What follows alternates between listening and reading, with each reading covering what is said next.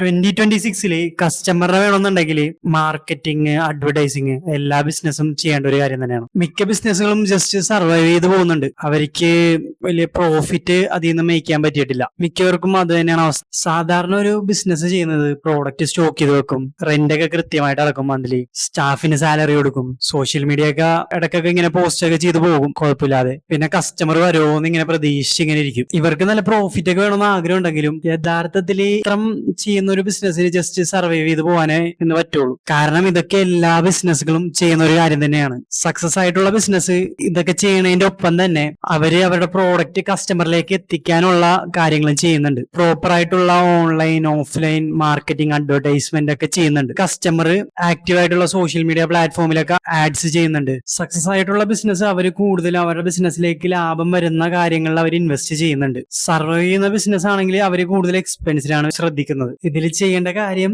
നിലവിലുള്ള സാധ്യതകൾ മനസ്സിലാക്കുക. വലിയ ബിസിനസ്സുകളെ പോലെ ലോകമെമ്പാടും അഡ്വർടൈസ്മെന്റ്, മാർക്കറ്റിംഗ് ഒക്കെ ജസ്റ്റ് സ്റ്റാർട്ട് ചെയ്യുന്ന ബിസിനസ്സുകൾക്ക് ചെയ്യാൻ പറ്റിയെന്ന് വരില്ല. പക്ഷെ അവർക്ക് ഒരു ഭാഗത്തുനിന്ന് സ്റ്റാർട്ട് ചെയ്യാൻ പറ്റും. ഏതെങ്കിലും ഒരു സോഷ്യൽ മീഡിയ പ്ലാറ്റ്ഫോമിൽ നിന്ന് അവിടെ അഡ്വർടൈസ്മെന്റ് ചെയ്ത് സ്റ്റാർട്ട് ചെയ്യാനൊക്കെ പറ്റും. എന്നിട്ട് അതിൽ നിന്ന് വരുന്ന റിസൾട്ട്സും പ്രോഫിറ്റും അനുസരിച്ച് ബാക്കിയുള്ള പ്ലാറ്റ്ഫോമിലും ബാക്കിയുള്ള സ്ഥലങ്ങളിലേക്കൊക്കെ അഡ്വർടൈസ്മെന്റ് സ്കെയിൽ ചെയ്യാവുന്നതാണ്. അപ്പോൾ നിങ്ങളുടെ ബിസിനസ്സിന് സോഷ്യൽ മീഡിയ ആഡ്സ് ഒക്കെ ചെയ്യണമെന്നുണ്ടെങ്കിൽ ജസ്റ്റ് മെസ്സേജ് മതി.